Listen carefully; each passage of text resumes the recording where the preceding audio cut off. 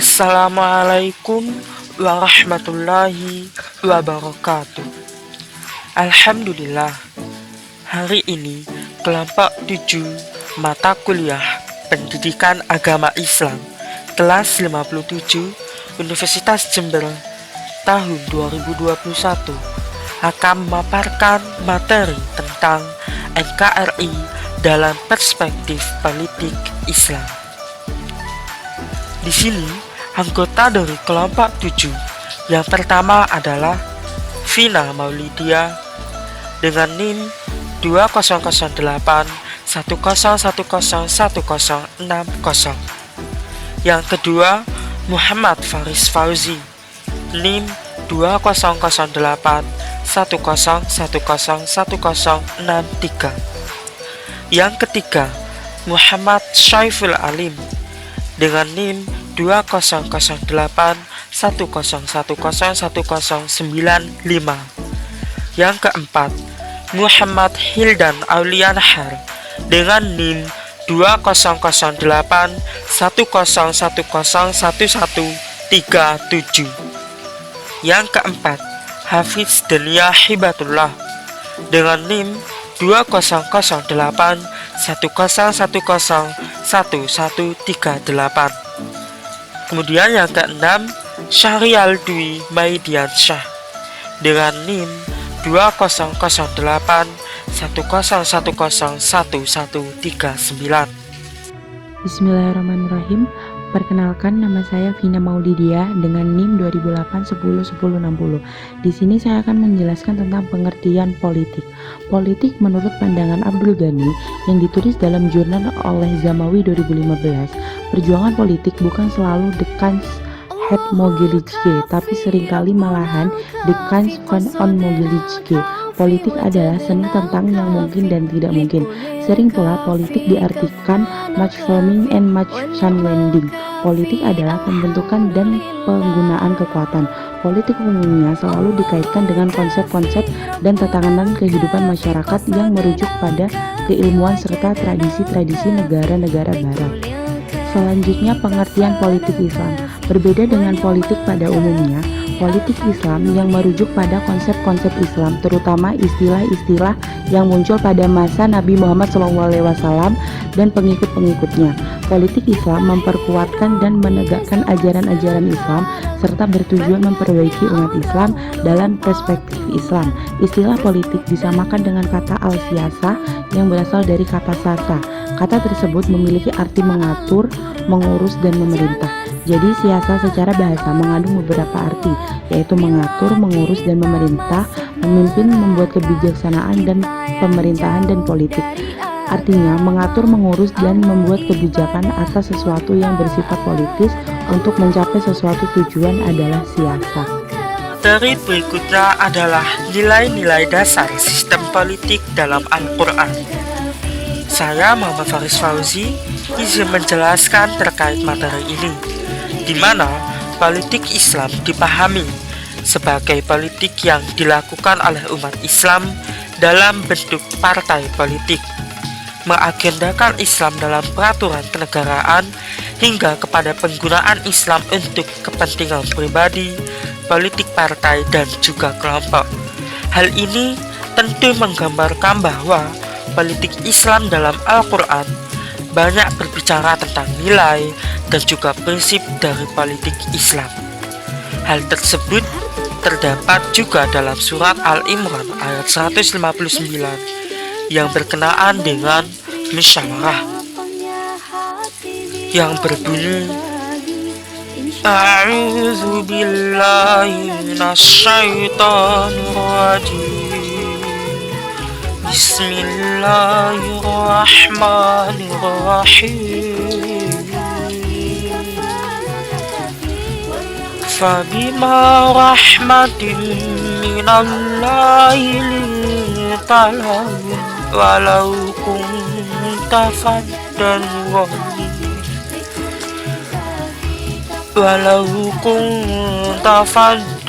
walidal qalbi lam faddu min hawlika fa'fu anhum wastaghfir lahum واستغفر لهم وشاورهم في الأمر فإذا عزمت فتوكل على الله إن الله يحب المتوكلين. Sadaqallahul azim. Artinya, maka disebabkan rahmat dari Allah lah kamu berlaku lemah lembut terhadap mereka. Sekiranya kamu bersikap keras lagi, berhati kasar, tentulah mereka menjauhkan diri dari sekelilingmu. Karena itu, maafkanlah mereka, mohonkanlah ampun bagi mereka, dan bermusyawarahlah dengan mereka dalam urusan itu. Kemudian, apabila kamu telah membulatkan tekad, maka bertawakallah kepada Allah. Sesungguhnya Allah menyukai orang-orang yang bertawakal kepadanya. Quran Surat Al-Imran ayat 159. Baik, saya Muhammad Saiful Alim dengan NIM 200810101095 akan melanjutkan materi selanjutnya, yaitu mengenai ruang lingkup pembahasan Syiah Dasturiyah yang terbagi menjadi 7 bagian. Yang pertama, persoalan dan ruang lingkup atau pembahasan. 2, persoalan imamah. 3, persoalan rakyat. 4, persoalan baiat. 5, persoalan waliyul ahdi. 6, persoalan perwakilan dan ahlul halil wal ahdi. 7, persoalan wuzarah atau kementerian dan perbandingannya. Untuk yang pertama, yaitu persoalan dan ruang lingkup atau pembahasan. Di sini membahas tentang imam, rakyat, hak dan kewajibannya, permasalahan bid'ah, waliyul ahdi, perwakilan, dan persoalan ahlul hali wal ahdi. Nama saya Muhammad Dildan Aulianhar dengan NIM 200810101137. Persoalan imamah. Persoalan imamah, hak dan kewajibannya. Imamah atau imam di dalam Al-Quran pada umumnya, kata-kata imam menunjukkan kepada bimbingan kepada kebaikan. Persoalan rakyat, statusnya dan hak-haknya rakyat terdiri dari muslim dan non-muslim. Adapun hak-hak rakyat, Abu A'la Al-Maududi menyebutkan bahwa hak-hak rakyat adalah sebagai berikut. 1. Perlindungan terhadap hidupnya, hartanya dan kehormatannya. 2. Perlindungan terhadap kebebasan pribadi.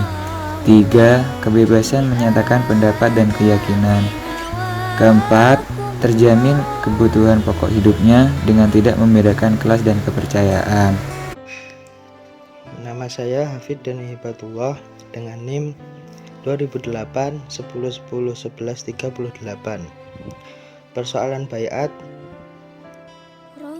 atau mubaayah, pengakuan mematuhi dan menaati imam yang dilakukan oleh al-hal wa al-aqdi dan dilaksanakan sesudah permusyawaratan.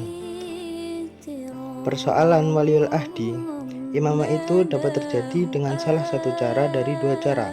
Pertama dengan pemilihan al-hal wa al-aqdi, dan kedua dengan janji penyerahan kekuasaan imam yang sebelumnya. Cara yang kedua dapat dimaksudkan dengan waliul ahdi. Hal ini didasarkan pada saat ketika Abu Bakar radhiyallahu anhu menunjuk Umar radhiyallahu anhu, yang kemudian kaum muslimin menetapkan keimanan atau imamah Umar dengan penunjukan Abu Bakar tadi. Bismillahirrahmanirrahim. Perkenalkan, nama saya Syahrial Dwi Mediansyah dengan NIM 200810101139 akan melanjutkan penjelasan, yaitu terkait persoalan perwakilan dan ahlul hali wal aqdi. Secara bahasa, ahlul hali wal aqdi terdiri dari 3 kata, yaitu ahlul yang berarti orang yang berhak atau yang memiliki, hali yang berarti melepaskan, menyesuaikan, memecahkan, dan aqdi yang berarti mengikat, mengadakan transaksi, membentuk. Para ahli fiqh siyasa merumuskan ahlul halli wal aqdi sebagai orang yang memiliki kewenangan untuk memutuskan dan menentukan sesuatu atas nama umat. Dengan kata lain, ahlul halli wal aqdi adalah lembaga perwakilan yang menampung dan menyalurkan aspirasi atau suara masyarakat, persoalan muzaroh atau kementerian dan perbandingannya. Ulama mengambil dasar-dasar adanya kementerian atau wuzaroh dengan dua alasan.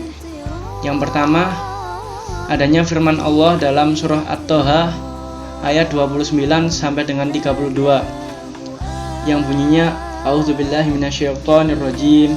Bismillahirrahmanirrahim. Waj'alli waziran min ahli Haruna akhisdud bihi azri. Di mana arti dari ayat tersebut yaitu, dan jadikanlah untukku seorang wazir dari keluargaku, yaitu Harun, saudaraku. Teguhkanlah kekuatanku dengan dia, dan jadikanlah dia sekutu dalam urusanku. Dan alasan yang kedua yaitu karena alasan yang sifatnya praktis, yaitu imam tidak mungkin sanggup melaksanakan tugas-tugasnya di dalam mengatur umat tanpa adanya naib atau wazir.